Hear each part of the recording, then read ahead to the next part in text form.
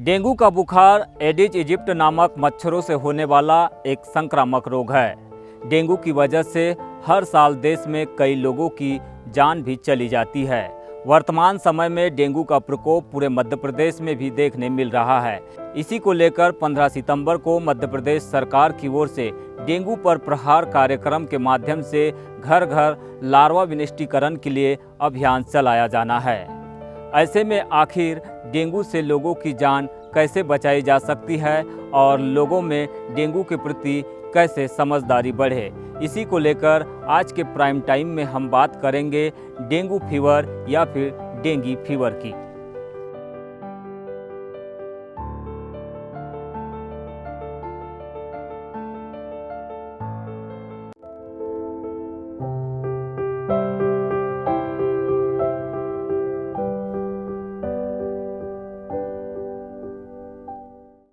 Dengue एक जानलेवा बीमारी के तौर पर पांव जमा चुका है, जो हर साल लोगों को अपना शिकार बना रहा है। दरअसल डेंगू मादा एडिज मच्छर के काटने से होता है। इस मच्छर के शरीर पर चीते जैसी धारियां होती है। यह दिन में खासकर सुबह के समय काटते हैं, लेकिन रात में रोशनी के समय भी यह मच्छर काट सकते हैं। डेंगू के फैलने का सबसे माकूल समय बरसात के मौसम के फौरन बाद यानी कि जुलाई से अक्टूबर होता है। एडिज मच्छर बहुत ऊंचाई तक नहीं उड़ पाते हैं। डेंगू के मच्छर गंदे नालियों में नहीं बल्कि साफ सुथरे पानी में पनपते हैं। साफ सुथरे शहरी इलाकों में रहने वाले लोगों को इसका ज़्यादा खतरा रहता है। काटे जाने के करीब 3 से 5 दिनों के बाद मरीजों में डेंगू के बुखार के लक्षण दिखने लगते हैं। शरीर में बीमारी पनपने की मियाद 8 से 10 दिन हो सकती है। डेंगू 3 प्रकार से होता है: क्लासिकल यानी कि साधारण डेंगू बुखार, डेंगू हेमरेजिक बुखार और डेंगू शॉक सिंड्रोम। साधारण डेंगू बुखार अपने आप ठीक हो जाता है और इससे जान जाने का खतरा नहीं होता, लेकिन अगर किसी को डेंगू हेमरेजिक बुखार या डेंगू शॉक सिंड्रोम हो और उसका फौरन इलाज नहीं किया जाता तो जान भी जा सकती है। इसीलिए ये पहचानना जरूरी है कि डेंगू साधारण है या फिर हेमरेजिक और शॉक सिंड्रोम। हमने लोगों को इस बुखार के बारे में समझाने के लिए जिला मलेरिया अधिकारी मनीषा जुनेजा से चर्चा की। आइए समझते हैं इस बीमारी के लक्षणों और बचाव के उपाय को। कि प्रत्येक घर में अगर कहीं पर भी कम से कम लोग इतना सहयोग करें कि उनके यहाँ जो ओवरहेड और अंडरग्राउंड टैंक्स हैं या उन्होंने कहीं पर वाटर स्टोरेज करके रखा हुआ है तो तत्काल उसको कम से कम एक बार देख लें। देख करके यदि उसमें डेंगू का लार्वा पनप गया है तो उसका तत्काल विनिष्टीकरण करें। लार्वा मतलब आपको कुछ हिलती हुई एक छोटी सी जीव संरचना उसमें दिखाई देगी। आप समझ जाएंगे जैसे एक कैटरपिलर या इल्ली का छोटा सा लार्वा होता है, उसी प्रकार से होता है। लेकिन अब हम कोशिश करते हैं कि इनको वीडियो के माध्यम से उस चीज़ को दिखाएं या कुछ प्रिंट्स के माध्यम से इनको चीज़ें दिखाएं।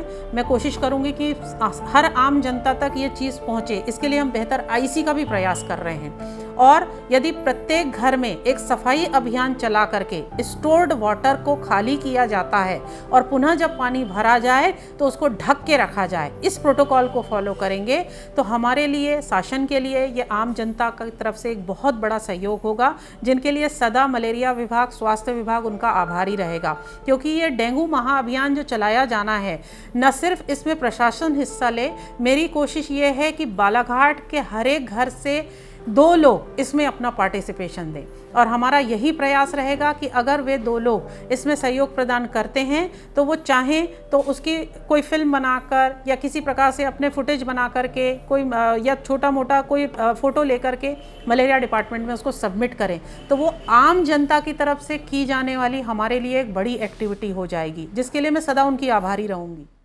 प्रदेश भर में डेंगू के खिलाफ 15 सितंबर से अभियान की शुरुआत हो रही है। इस अभियान को सफल बनाने का दारोमदार जहां स्वास्थ्य विभाग पर है, तो वहीं नगरीय क्षेत्र में नगरपालिका प्रशासन को भी लार्वा विनिष्टीकरण के लिए प्रशासन ने निर्देश जारी किए हैं। इस अभियान के बारे में हमने चर्चा की है मुख्य नगरपालिका अधिकारी से।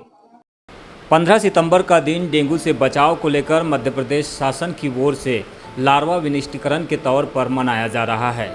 नगरपालिका प्रशासन को भी इस अभियान में शामिल किया गया है।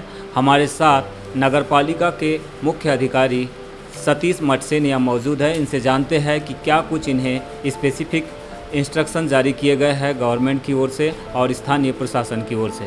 सर बताएंगे। डेंगू पर प्रहार महाअभियान के तहत कल 15 सितंबर को कार्रवाई की जानी है। इसके अंतर्गत माननीय कलेक्टर महोदय बालाघाट के द्वारा टीएल बैठक में निर्देश दिए गए हैं, साथ ही साथ बीसी की जा चुकी है और बैठक भी की गई है। तो उसमें बार बार हमें ये बताया गया है सीएमएचओ साहब के माध्यम से भी और नगर पालिका को, और इसमें महिला बाल विकास को भी इन्वॉल्व किया गया है।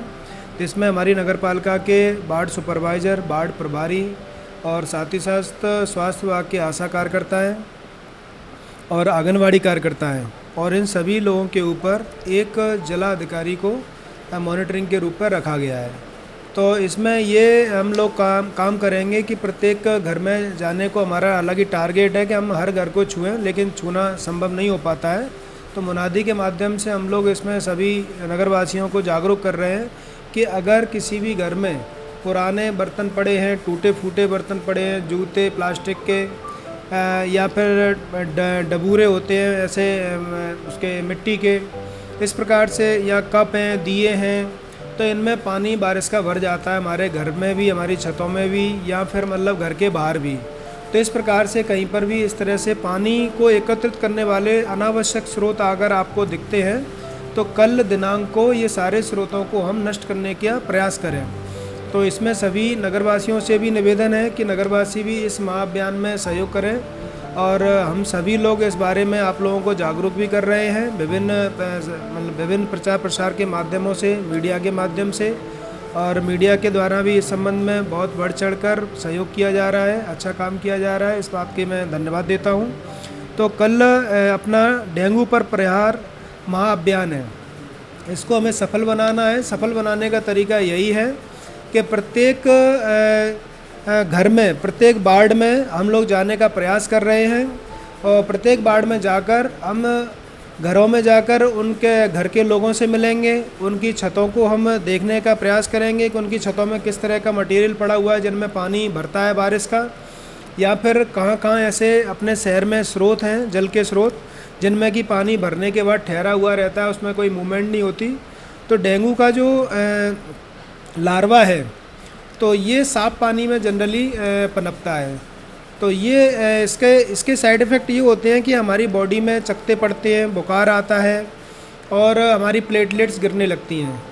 और अगर इस तरह के किसी में लक्षण पाए जाते हैं किसी भी मतलब हमारे नगरवासी में, तो वो तुरंत डॉक्टर साहब को डिस्ट्रिक्ट हॉस्पिटल में या फिर किसी प्राइवेट हॉस्पिटल में अपने अकॉर्डिंग, अपने सामर्थ्य के अकॉर्डिंग, या फिर जिला अस्पताल में वो दिखा सकते हैं। पूरी तैयारी है।